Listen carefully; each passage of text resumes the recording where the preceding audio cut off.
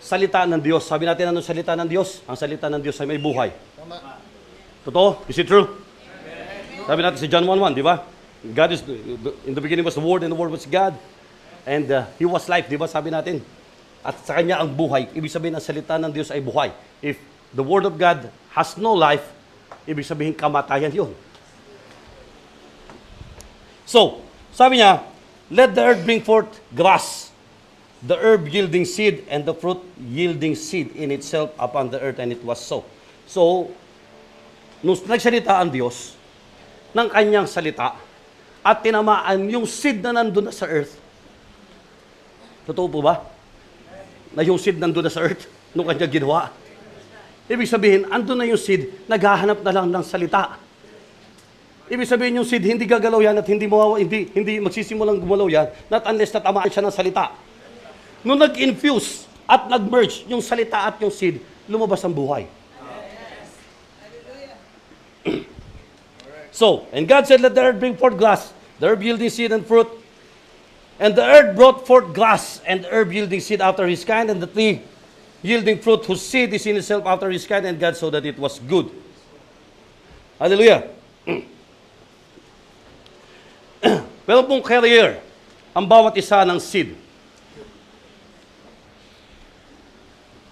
Sa tao po, o sa animal kingdom, ang carrier ng seed sino? Yung mga lalaki.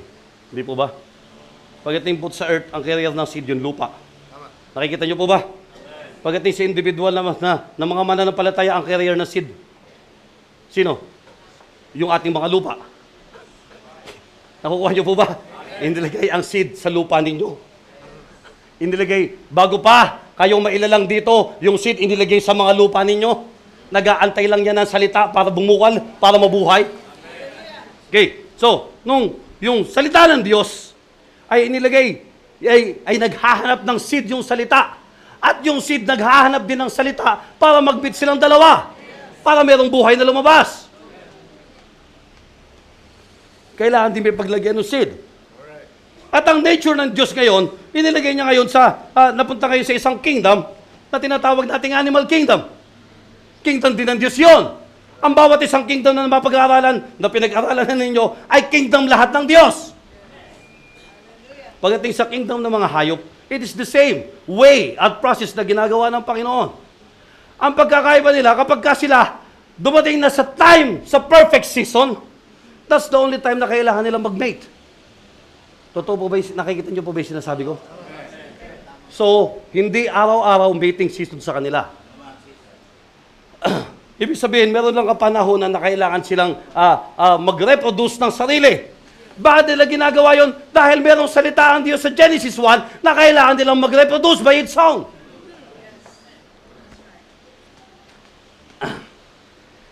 So, salita ng Diyos, hindi pa pwedeng mawala ng saysay. Kaya kahit sa plant kingdom, kailangan mangyari yung kanyang sinabi na mag-reproduce kayo by its own. So, automatic na nangyayari ang lahat ng bagay nung sinabi niya pa lang doon sa panimula. At ganoon din ang mga hayop. Kusang nangyayari ang bagay sa kanila sa time, sa perfect season, dahil yun ay hinahanap ng sarili nila. Season ko na, kailangan ko may labas ang aking seed at may ilagay sa aking mate. Nakukuha niyo po ba? Bakit? Kasi kailangan mag-reproduce. Bakit kailangan mag-reproduce? Kasi kailangan merong buhay na lumabas. Ngayon, dalhin po natin sa tao yung inutos ng Diyos. Pagdating sa tao, nagbago. Kasi pagdating sa tao, hindi po naging seasonal. Dahil pagdating sa tao, anytime they want. Dahil nung na-introduce ang lust sa katawan ng tao, nagpumasok ang lust ngayon na anytime, pwede nilang gawin ang gusto nilang gawin. Nakukuha niyo po ba? Hindi kagaya ng nasa animal kingdom, nasa plant kingdom, yun ay kusang kumikilos ng mag-isa dahil yun ay rule ng Diyos. Yun ay salita ng Diyos na hindi na nila pwedeng i-deny. Hallelujah! Kung dumating po sa tao, nagkaroon ngayon ng degradation ng kanyang salita at ang buhay ngayon ay namamatay. Ang animal, hanggang ngayon, naked pa rin sila, hindi nila alam ang tama at mali. Pero ang tao nung nagkaroon ng runong, sila ngayon ang gumawa at nagsimula mag-pervert ng salita ng Diyos. Hindi lang ang salita, kundi ang buong creation sa impluwensya ng Satanas. Dahil nagkaroon ng relasyon yung tree of death na nandun sa Garden of Eden sa tao. Yung relasyon na ginawa ng Diyos na yon, o ginawa ng tao sa pagpili nila dun sa puno, ang nagsimula ng degradation ng sanlibutan. Alam po nating lahat, hindi po ba? Hallelujah! Kaya dumami po maraming pag-perversion na nangyari. Pumasok po ang tinatawag ngayon na pag-alter ng seed. Instead na ngayong ginagawa ng tao, ang normal na reproduction, ang ginagawa ngayon ng tao, kumukuha tayo ng, ano po yung tinatawag na in vitro fertilization? Alam niyo po yung tinatawag na IVF? Yung in vitro fertilization. Alam niyo po yung test tube babies, narinig niyo na yon? So, test tube babies, ang ginagawa nila, kumukuha sila ng sperm cell sa lalaki, kumukuha sila ng egg cell sa babae, pagsasamahin nila, ang tawag doon, pagka nagsama yung dalawa, ibabalik nila sa sinapupunan ng babae para doon lumaki. Ibig sabihin, man-made na ngayon ang mga bata. Hindi na ito ang process na kagustuhan ng Diyos. Ibig sabihin, ang buhay, kinokontrol na ng tao. Na nang sa pasimula ay hindi controlled ng tao yon, kundi kung ano ang kalooban ng Panginoon sa iyo, ibibigay ko sa iyo. Kapag ka ikaw ay hindi nabigyan ng anak ng Panginoon, may purpose ang Panginoon kung bakit wala kang anak. Kung bakit ikaw ay binigyan ng 10 anak ng Diyos, may purpose ang Diyos kung bakit may 10 kang anak. Dahil alam ng Panginoon, sa 10 mong anak, doon kita ipifilter para maging matuwid sa aking harapan. Yung mga anak mo ang gagamitin ko para mag-persevere ka sa akin, para magtiyaga ka sa akin, para humaba ang pasensya mo. May purpose ang Diyos. Kaya alam ng Diyos ang lahat kung bakit ibinibigay niya, kung ang paano ang kontrol ng seed at ng buhay. Nasa sa Kanya ang lahat ng bagay. Hallelujah! Romans 1. Puntahan na po natin yung Romans.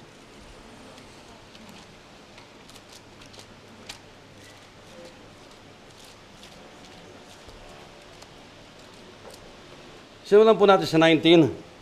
Because that which may be known of God is manifest in them, for God had showed it unto them, for the invisible things of Him from the creation of the world are clearly seen, being understood by the things that are made, even His eternal power and Godhead, so that they are without excuse. Because that when they knew God, they glorified Him not as God, neither were thankful, but became vain in their imaginations, and their foolish heart was darkened.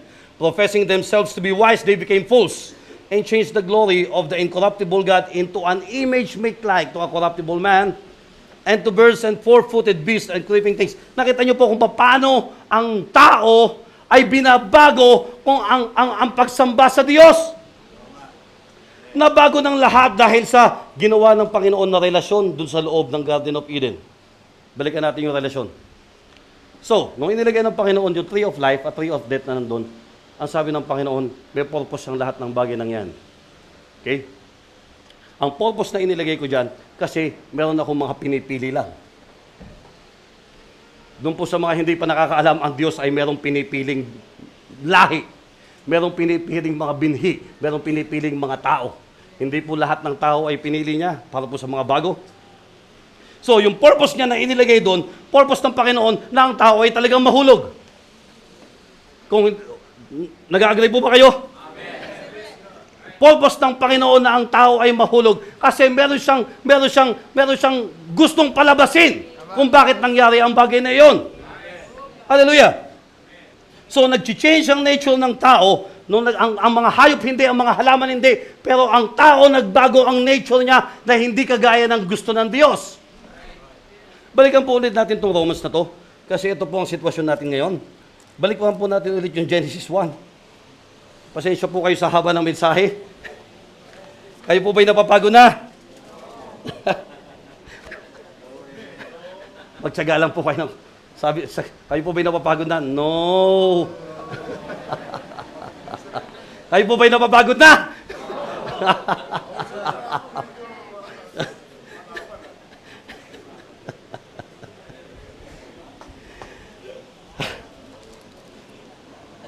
So, gusto ng Diyos na mag-reproduce ang kanyang sarili sa atin. Kaya, balikan po natin Genesis 1. Sa 26.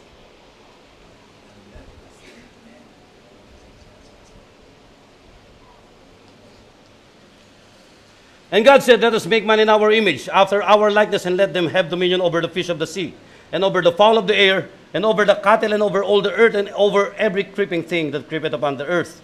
So God created man in his own image, in the image of God created he him. Male and female created he them. So nag-create ang Diyos na kanyang image when he created man in his own image. Alam po natin, it's a spirit man. Everybody agreed on that? So, nung ginawa ng Diyos ang spirit man, alam natin na that spirit man is a man and woman is spirit man. Ibig sabihin, babae at lalaki po yun. Hindi pa nahihiwalay ang babae doon.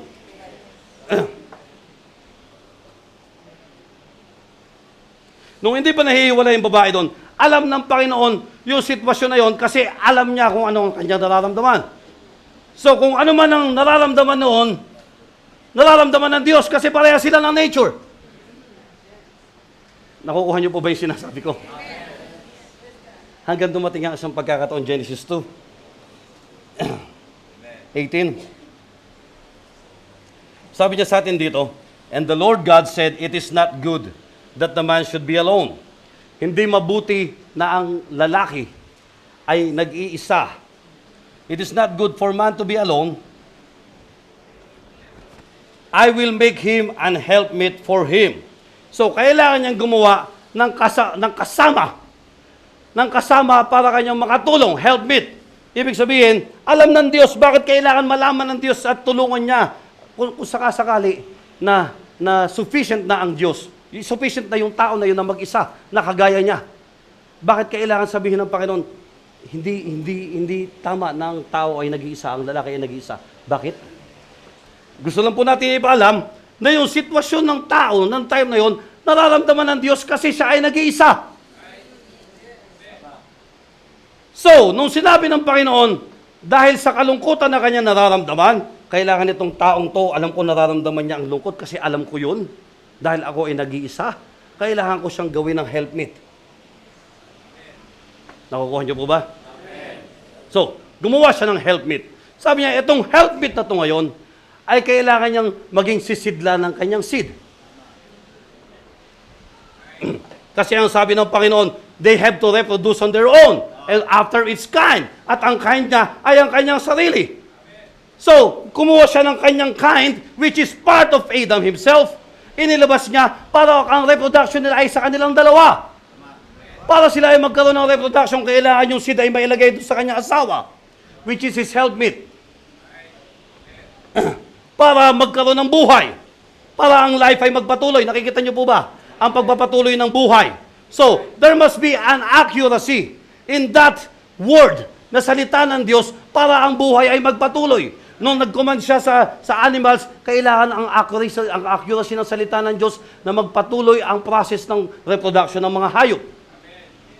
Nung nagsalita siya sa mga halaman, kailangan ng patuloy ng reproduction ng mga halaman. Otherwise, magiging void ng salita niya. Nung sinabi niya ngayon sa tao, kailangan magpatuloy ng tao na mag-reproduce ng its own. But they were taken out from the original plan. Dahil ang original na plan ng Panginoon is just a spoken word. Alam po natin lahat yon, hindi po ba? But out of that spoken word, nung nawala at nakurap ang tao, pumasok ngayon ang sabi ng Panginoon, pumasok ang sa kanila. Sige, ayan ang isang babae ngayon, andyan ngayon ang pagpasok ng seed sa kanya para magpatuloy ang buhay. Kaya nagpunta po tayo sa sinasabi natin sa corruption na nangyayari ngayon sa ating kapaligiran. Ang tao ngayon, dahil sa kawalan ng tiwala sa Diyos, sa lahat ng nakikita nila sa buhay nila, nagtitiwala na sila sa lahat ng siyensya na lumalabas. Nagtitiwala na sila sa lahat ng technology na lumalabas. Dahan-dahan ang nawawala sa salita dahil yun ang ginagawa ng dyablo. Ipinapakita ang lahat ng bagay para ikaw ay malayo sa original na sinabi ng Diyos.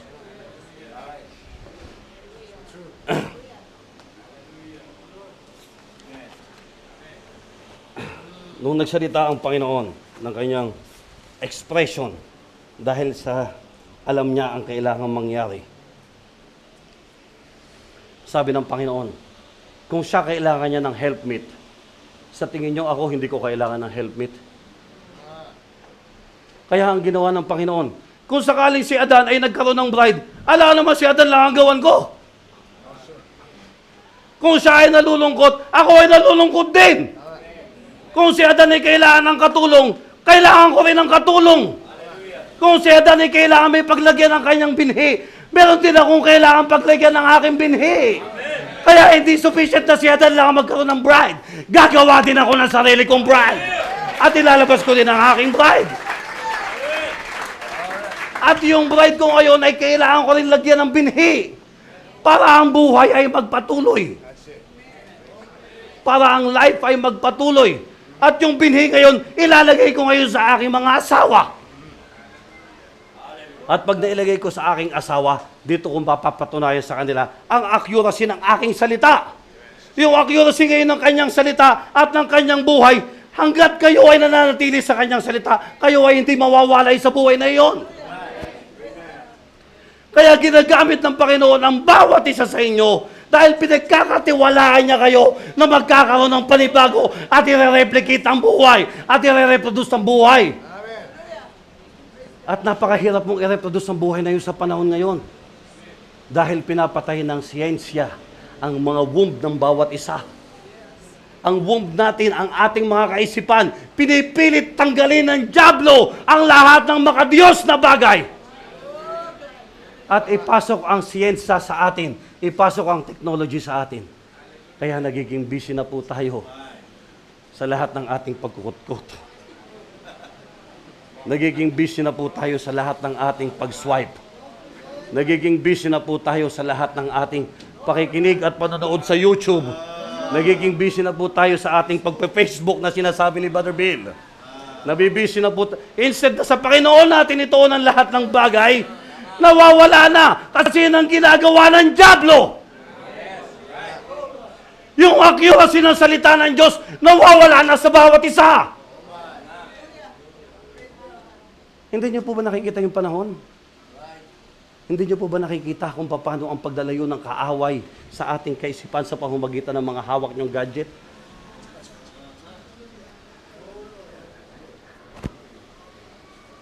Nasa loob ng iglesia, habang nakikinig ng church, nasa ilalim, nagki-Candy Crush. Anong level na ba ako? Hindi niyo po ba nakikita kung paano tinatanggal ng dyablo ang concentration niyo para mawala kayo ng 100% sa kanyang salita? Ganyan ang pagsusumikap ng dyablo. Ganyan ang pagsusumikap niya. Dahil alam niyang malapit na yung competition. Malapit na. Kung kayo magre-relax at hindi kayo magpa-practice araw-araw, oras-oras, minuto, dapat gawin ito para maging accurate kayo sa inyong target. Kailangan nyo maging accurate sa inyong target. At lumabas ang inyong buhay na sinabi ng Panginoon, kailangan nyo i-reproduce na ine-expect niya na kapalit ng kanyang salita. Otherwise, ang kanyang salita, sinabi niya na ako ay buhay, ay mawawala ng saysay. Kundi kayo ay mga sisitlang lang na patay. Ano yung sinabi kanina? Nasa husk tayo, ang husk na mamatay pa rin. Kasi ang mahalaga yung binhi na nandun sa loob. Hindi mahalaga yung husk, hindi mahalaga yung mga katawan nyo. Ang hinahanap ng Panginoon, yung binhi ba lumalago? Yung binhi ba lumalaki? Yung binhi ba, yung husk nyo ba napupuno? Napupuno ba yan ng accuracy ng buhay na ine-expect ko sa inyo? Hallelujah! Napaka tagal na po ng panlilinlang ng kaaway. Napakatagal na ng panlilinlang niya. Pero nung nakita niya ang bride ng Diyos, sabi niya, hindi ako makapagwagi ng panlilinlang sa kanila. Dito lang ako nahihirapan sa bride na ito. Dito lang ako nahihirapan sa iglesia na ito. Para hindi ako mahirapan, gagamitin ko na rin yung Malakay 4, 5, and 6. Nakita nyo kanina, binasa.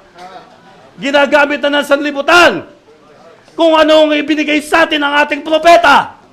Kung bakit propeta ang binigay ng Diyos sa atin at hindi mga reformer na kagaya nila Martin Luther. Kasi hindi para tayo sa reformer lang, kundi dapat tayo may restore sa salita, dapat tayo may restore sa buhay, dapat may balik ang accuracy. Dapat may ibalik ang accuracy na salita ng Diyos sa bawat isa sa atin. At lumabas muli at mamayagpag sa isang maliit na iglesia ang kabuuan ng salita niya. Kapag magkakasama tayong lahat, nakikita nila, kakaibang iglesia yun. Pagka magkakasama ang bawat isang magkakapatid, merong katibayan ng salita sa inyo. Pag magkakasama ang panalangin ng bawat isa, kahit na anong bagay, walang tagumpay ang kaaway. Hallelujah. Andun po ang kaisahan ng mga anak ng Diyos sa kanyang salita. Dahil andun at ibinalik ng Panginoon. Andun ang accuracy ng salita ng Diyos sa atin. Maging accurate tayo sa Kanya. Pabalik. Huwag lang yung porsyento by porsyento. Kailangan po natin ng kapunuan. Patuloy. Sa huling panahon na ito. Sa huling panahon na ito. Napakalapit na ng competition. Napakalapit ng competition. Huwag kayong magpaiwan. Huwag kayong... Hayaan yung madraft kayo ng Diyos. Makasama kayo sa drafting ng Diyos. Sasabihin ng Diyos, ito kapag sumut 100%. Ito pagka sumut 101%. Ito kapag sumut 110%. Hindi siya makakakita sa kanyang bride na babalikan na merong 99% shooting. Walang 99% sa mga anak ng Diyos. Walang 99.9% sa mga anak ng Diyos. Kaya ang babalikan niya, isang 100% accurate na iglesia. Tayo pong lahat ito ngayon. Hallelujah! Hallelujah.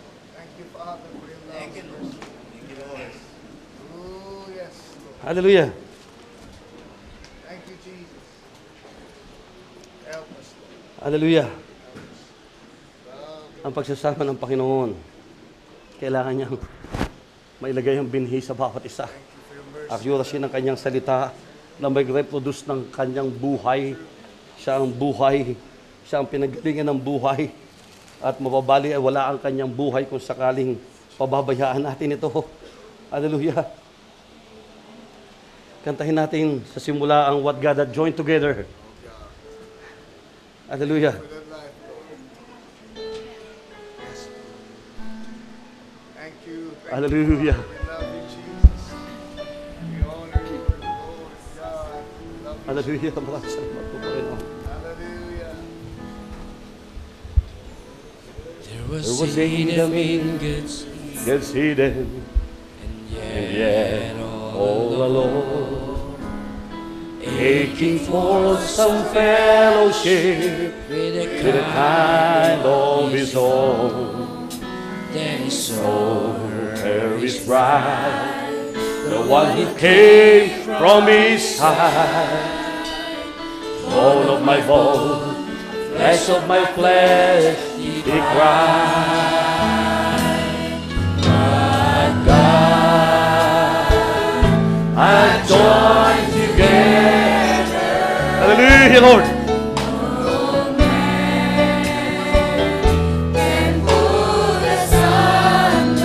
Hayaan niyo pong lumabas ang buhay sa amin, Panginoon. Buhay ng inyong binhi, Lord, na inilagay.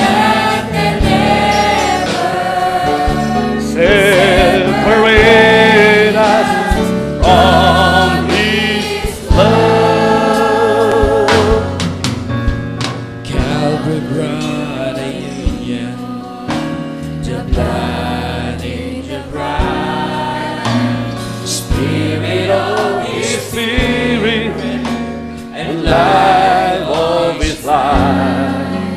Satan tries so hard to take her, but he doesn't understand. There's the power that can take her from From his His hand. Oh, God, I join together. Maraming salamat po, Lord. Hallelujah. Hallelujah, Panginoon.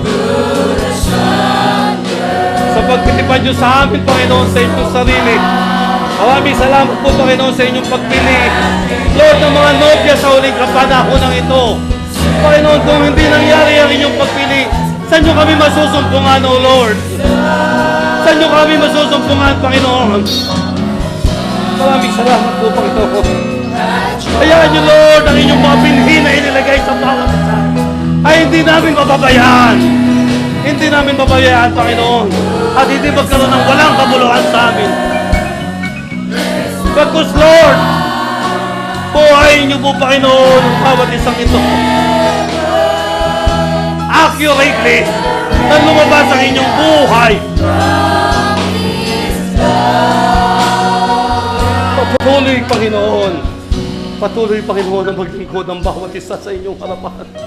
Patuloy niyo kaming bigyan ng kasigasigan, O Lord. Kasigasigan, Lord, na manalangin. Kasigasigan, Panginoon, na lumuhod. Kasigasigan, Lord, na makinig. Kasigasigan na magpunta ng iglesia. Kasigasigan na magmahal sa kapatid. Kasigasigan, Panginoon, na magbigay ng serbisyo sa inyo. Kasigasigan, Panginoon. Lord, ito ang tinatanggal ng kaaway sa bawat isa. Muli niyong ibalik sa bawat isa sa amin ngayon. Muli niyong ibalik sa aming kalagitnaan. Muli niyong ibagsak sa aming kalagitnaan, Panginoon. Hallelujah! Maraming salamat po, Panginoon, sa pagiging kayo sa amin, sa pagiging asawa namin, Panginoon. Patuloy na hindi nagpapababaya. Patuloy, Lord, na nagpapaalala. Patuloy na nagsasabi, malapit na ako, mga anak ko. Konting pagpapagal na lang ang gagawin ninyo. Hindi na magtatagal. At andito na ako para ibalik at kunin ang para sa akin.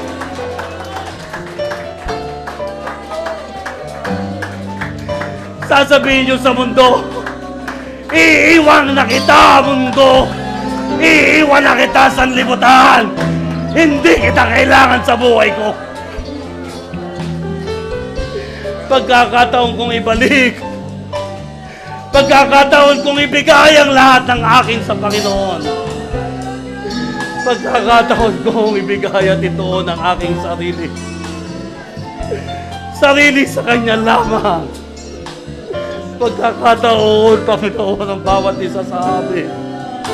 Manumbalik, Panginoon, sa inyong biyaya. Pagkakataon ng bawat isa na magpatawaran. Magpatawaran. Pagkakataon namin hindi na tumigit sa aming mga kapatid. Pagkakataon namin hindi tumigit sa ibang iglesia. Pagkakataon mahalin ang lahat ng ibinigay ninyo sa amin at may balik kami sa pasimula. May balik kami sa pasimula ng inyong salita na nagsabi kayo, ako ang buhay. Gumawa kayo ng relasyon sa akin, ako ang buhay. Tinitignan ko ang inyong pagpili kung pipiliin nyo ba ako o pipiliin nyo sa libutan.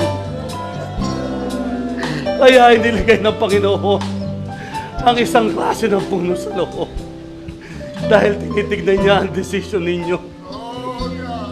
Tinitignan niya ang pagpapahalaga ninyo.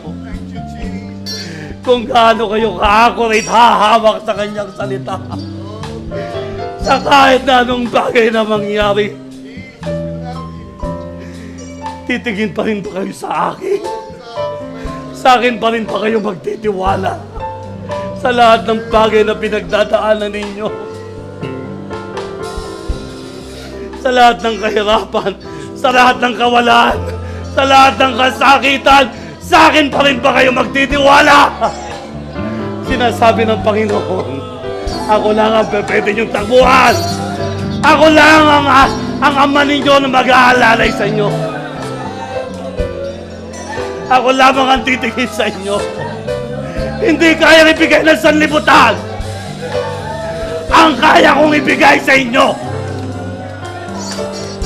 Hindi kaya ibigay ng sanlibutan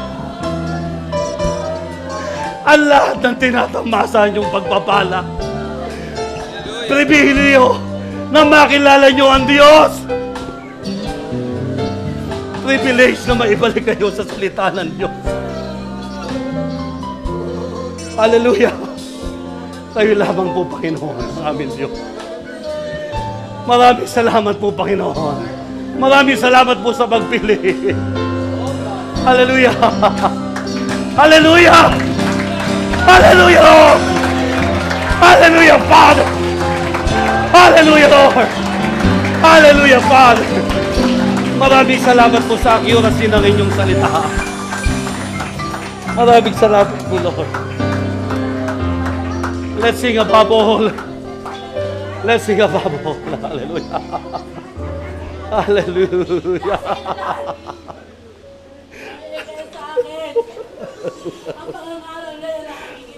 Hallelujah, Lord. Ang makinig sa ninasabi sa iglesia. Marami sa mga niya. Hindi ko kailangan ng mga niya sa iglesia na ito. Lumalakad kayo sa katawanan. Maya kayo sa inyo. Sa inyong namumukha. Lumalakad pa kayo sa iglesia na ito. Hindi ko kailangan ng matitigas sa ulo sa iglesia na ito. Inahiya kayo na iglesia na ito. Kung ano kayo, kung ano kayo mamamatay, gano'n kayo nahalang ng Panginoon. Kayo mga niya, kayo mga katiwalaan nyo na ginagawa ng palit. Hindi ko kayo kailangan sa iglesia na ito. Ang kailangan nyo ay lumab. Magpatawad. Humingi ng tawad. Hallelujah. Kailangan ng mga matitigas sa ulo sa iglesia na ito. Humingi kayo ng pahin sa inyong pastor. Hallelujah. Hindi nyo naman sinusunod. Hallelujah. Mga espiritu ninyo ay hindi ko kailangan sa iglesia na ito. Hallelujah. Ang iglesia na ito ay para sa mabubuti ang puso. Hallelujah. Ang mga itim ang puso ay aalisin ko isa-isa sa iglesia na ito. Hallelujah. Di ba sinabi ko na sa inyo nung una pa, ayoko kayo mapaya. Ayoko bagitin ang mga pangalan. Kailangan kayo mismo, tinatanong mo kayo ngayon. Pero pa ba kayo ng mga puso ninyo? Kailangan nyo magpatawad. Kailangan nyo humingi ang tawad. Hallelujah. Hallelujah. Hallelujah. Hallelujah. Pag-upag sa mundo na ito. Hindi ko kailangan ng mga ganyan. Kailangan ko ng Panginoon. Humingi ng tawad sa Holy Ghost. Hindi mapagbatas ang puso. Ngayon na!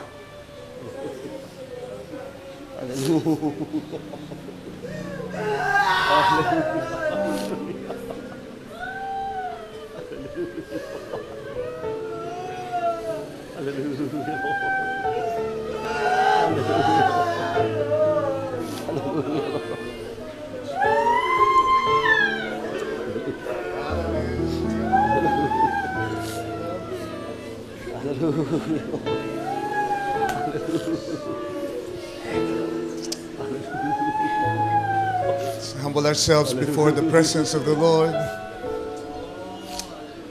Let's praise Him and worship Him. Hallelujah. Thank you, Jesus. Jesus Christ, the same yesterday, today, and forever. He is very accurate. His life is very accurate.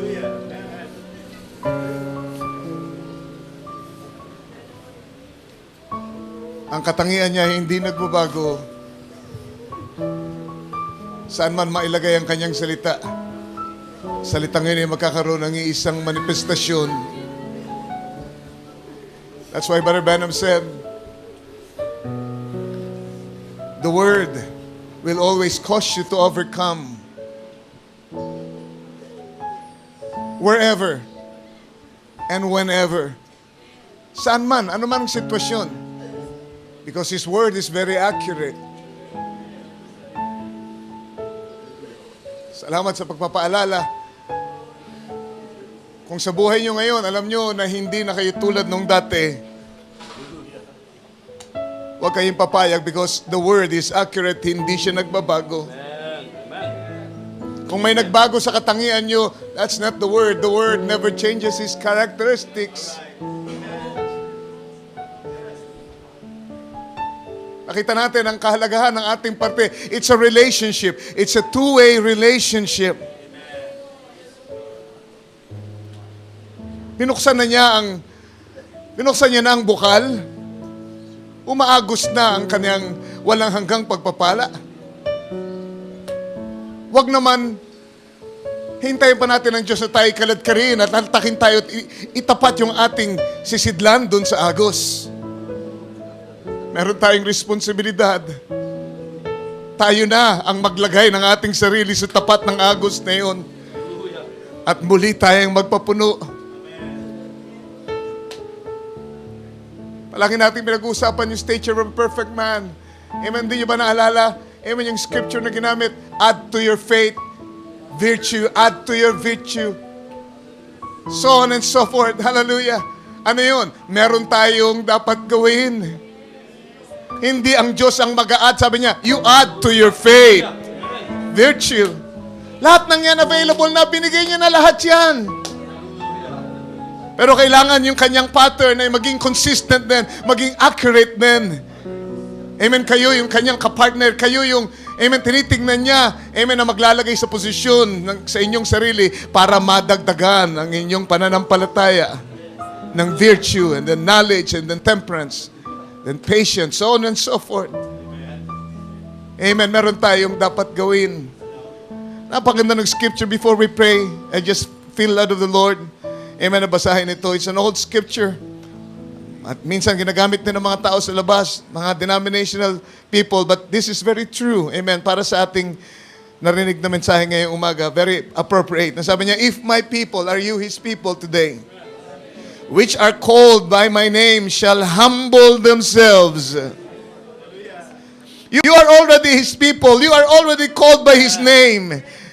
Amen. Sinong nagpaging bayan niya sa inyo? Siya ang pumili sa inyo. Sinong tumawag? Siya ang tumawag sa inyo. Pero ang sabi niya, if these people that are called in my name shall humble. Sino yung mag-humble? Sino yung magpapakumbaba? Hindi na ang Diyos. Tayo na ang magpapakumbaba. Shall humble themselves and pray. Sinong mananalangin? Tayo na. And seek my face. Sinong maghahanap sa kanyang mukha? Tayo na. And turn from their wicked ways. Sinong tatalikod? Sinong magsisisi sa mga mali nating gawa? Tayo na ang gagawa nun. God is always consistent. God is always accurate. Pero meron tayong mga dapat gawin. Para yung accuracy yun ay ating maranasan sa ating buhay. If we will humble ourselves and pray and seek my face and turn from their wicked ways, then will I hear from heaven and I will forgive their sin. God is very accurate. Pagka tunay niyong ginawa yan, He will heal from heaven. He will hear from heaven. He will forgive your sin. And He will heal your land. And He shall heal their land. Sabi niya, now my eyes shall be open and my ears attend unto the prayer that is made in this place. Sabi ni Brother Branham, when two omnipotents meet, you see, hindi lang ang Diyos ang omnipotent, ang mananampalataya pala ay omnipotent din. Hindi lang ang Diyos ang accurate, ang tao din ay accurate sa pamagitan ng biyaya ni Lord. Omnipotent, ibig sabihin, all-powerful. Bakit? Kasi ang sabi sa Biblia, amen, all things are possible to them that believe. So kung makapanampalataya ka, omnipotent ka rin. Pero kailangan yung pananampalatayang yan ay makatagpo ang Diyos na omnipotent. Ikaw na may pananampalataya, amen, pagka nakasalubong mo at nakipag-isa ka doon sa omnipotent God, amen, hindi mo alam kung anong maaring mangyari. Amen, walang limitasyon ang maaring mangyari sa ating kalagitnaan. Amen, supernatural God doing the miracles. Amen, na hinahanap ni Gideon. Amen, ay siya pa rin Diyos na narito sa ating kalagitnaan. Ama namin, Panginoon, sa dulo ng aming gawain ito, hiling ko, Panginoon, na yung ibindika ang mensahe. Hindi ka kailanman nagmintis sa iyong punteriya, Ama. Kaya mo pinasabi ang mga bagay na ito sa aming preacher dahil meron kang nakikitang kailangang makarinig nito, Panginoon. At ang predestinated Lord ay didinig sa iyong tinig. Kahit ano pa yung pagkakamaling yun, kahit ano ba yung kasalanan yun, Panginoon, yun ay kanyang tatalikdan, yun ay kanyang pagsisisihan, siya'y magpapakumbaba. At gagawin niya ako nung nararapat niya, ang narapat niyang gagawin niya yung kanyang parte, Panginoon, upang ang accuracy, ang omnipotence na yan na nasa iyo ay mag-manifest sa aming kalagitnaan. Hindi ka nagbago, hindi nagkulang ang iyong kapangyarihan. Kami, Panginoon, minsan ang nawawala sa accuracy namin, Panginoon. But we want to return this morning, Lord. Nagbabalik ang iyong mga anak, Panginoon. Lord, i-honor mo ang kanilang paglapit sa iyo, Ma. Sino man yun, Panginoon, may biyaya ka sa mga taong tunay na nagpapakumbaba. Hallelujah, tanggapin mo ang kanilang paglapit at bigyan mo sila ng biyaya para magbangon muli, Panginoon, sa araw na ito. At huwag na muli, Panginoon, hayaan pa na sila ay manlumo, manlamig, Lord, at bumalik sa sanglibutan. But Lord, bilang lingkod mo, humingi ako ng biyaya sa mga taong yun, Panginoon. Gaano man sila kasama, Panginoon, gaano man sila nanlamig, gaano man sila nalihis, oh God. Lord, ako'y tumatayo, Lord, in the breach, Lord. Oh God, para po sa mga taong ito, minsan pa, Panginoon, iling ko, tulungan mo silang makabalik at padaluhin mo ang biyaya mo sa kanila. Sa pangalan ng Panginoong Jesus. At Lord, kung totoo, Panginoon, itong aming narinig at itong aming binasa ngayon, Lord, hiling ko na padaluyin mo ang kagalingan sa aming kalagitnaan. Duminig ka mula sa langit, Panginoon. Ayusin mo ang mga relasyon na kailangang ayusin, O Lord. Ayusin mo ang mga relasyon, Panginoon. Lord, na nabibingit sa pagkawasak, Panginoon. Hiling ko na kumilos ka dahil ikaw ang Diyos ng restoration, Ama. And you are accurate, Lord. You are always consistent, Lord. Lord, kung merong mananampalataya, merong consistent God na kikilos sa aming kalagitnaan. At magre-restore, magpapanumbalik, magbibigay ng tagumpay.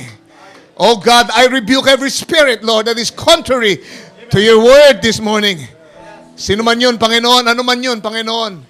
Sa authority ng iyong salita, ng iyong pangalan, inaangking ko kung anong para sa amin ngayon, Ama. At tinataboy namin lahat ng gawa ng kaaway sa aming kalagitnaan. Sa pangalan ng aming Panginoong Jesus. Hanggang sa Panginoon kami, Panginoon, ay madalisay mo ng gusto. Madalisay mo katulad ng nais mo, Ama, para sa nobyang babalikan mo, Ama, upang kunin. Hallelujah sa iyong piling. Salamat po, Panginoon. Ang iyong mga anak ay nagdiriwang, Lord, sa iyong biyaya at sa iyong pagtugon sa amin. Ang mga anak mo ay nagpupuri sa iyo ngayon, Ama, sa magang ito. Salamat po. Nagpapasalamat kami. Inaangkin namin, Panginoon, ang tugon mo sa lahat. Salamat po. Hahayo kami. Hallelujah. Hindi namin kakalimutan ang mga katotohanan ito na aming narinig. And will always be filled from now on, Lord. Always be filled, O Lord. Walang dahilan para hindi kami mapuno. Sapat ang supply mo, Ama. Sapat ang supply mo. Hindi lang para mapuno, para umapaw kami, Ama. Mangumapaw ang aming sisidlan. Thank you, Father. Tila ba yan ang tema mo, Panginoon, simula pa ng ilang linggo nang nakaraan? Dahil alam ko, Panginoon, gusto mo, nadatnan mo na nag-uumapaw ang iyong mga anak. Consistent, feel the Lord. Filled and refilled over and over again, Lord. You want us to be filled, Lord, to be drunk in the Spirit continuously, oh God. And we thank you now. Commit the service into your hands. Just commit the people into your hands. And we thank you for your wonderful works in our midst. In the name of the Lord Jesus Christ, we pray. Amen. Amen. Hallelujah. Amen. Awitin natin yung Amen. Give me your hands. Let's agree together. Amen. Bago tayo mag-dismiss sa umagang ito, tanghaling ito. Amen. Yes, Lord. Your hands. Let's agree together. Then all of our enemies will crumble at our feet. For what whatever we bind on earth shall be bound in heaven. At the name of Jesus, Satan has to flee. Tayo lahat tayo umawit. You believe that? We got the power in the name of Jesus. We've got the power in the name of the Lord. Don't Satan reign. Yes, thank you, Lord. We cannot be defeated. We've got the power in the name of the Lord. So many years now, Satan tried to stop us. Amen. Magkamayan tayo. God bless you. Lord is still alive. Like a mighty army, we'll be marching onward, winning every battle. 'Cause the Lord's on our side. We cannot be defeated. Amen. Thank you, Jesus. Jesus. We've got the power in the name of the Lord. Don't Satan reign. We cannot be defeated. 'Cause we've got the power in the name of the Lord. Yes, we've got the power in the name of Jesus. We've got the power in the name of the Lord. Though Satan rages, we cannot be